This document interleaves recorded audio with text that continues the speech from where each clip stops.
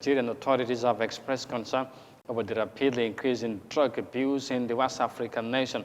Now, the surge in illicit drug business within the sub-region has become a financial enabler for armed groups in the Sahel, according to the United Nations Office on Drugs and Crime. Now, experts observe that the rampant drug abuse practices are responsible for the growing insecurity and disorders in Nigeria, like in many other countries. Here's more details of that in this report.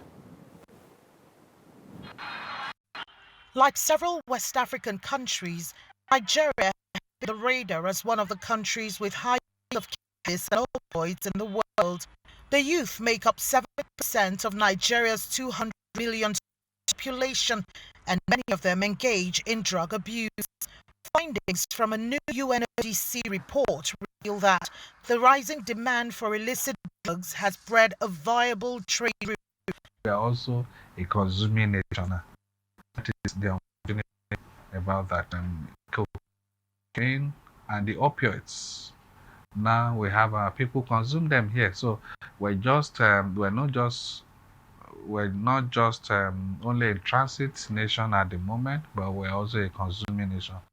The UNODC report also underpins how drug money in the West African trade routes is enabling revenue for armed groups in the Sahel. I believe also that money realized from drugs is used to purchase arms, and at least that's established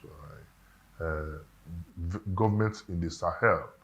And if you look at the activities, this further buttressed by the activities of the drug law enforcement agents who have been making hauls. And I think with that, there's a lot of catches and a lot of arrests being made. Once that is achieved and drugs are no more accessible to criminals, the crime also will relatively reduce.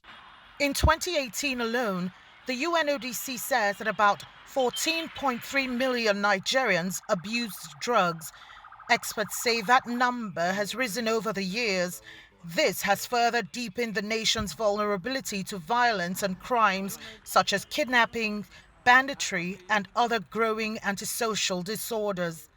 All of these security challenges have at their basis the problem of drug abuse, because nobody in his or her right senses will go out to go and kidnap people. You have the drug cartels that use crime as a way of maintaining control over their territories that are associated with drug manufacturing and drug distribution. You have disinhibition, poor judgment, poor decision making, which is impulsivity, which leads to a lot of crimes being committed when people are high on drugs. That's a vulnerability period for them to commit crimes. Now, countries like Nigeria are focusing more on public campaigns against illicit drug use and providing restorative therapy for drug abusers. The Global Organized Crime Index shows that West Africa saw unprecedented cocaine seizures between 2019 and 2021. Vulnerable coastal states stretch from Senegal through Gambia and Guinea-Bissau to Guinea. Drugs from Latin America flow through the West African corridor and end up in Europe. To curb the menace of drug trafficking, experts recommend that West African governments boost security checks across their corridors.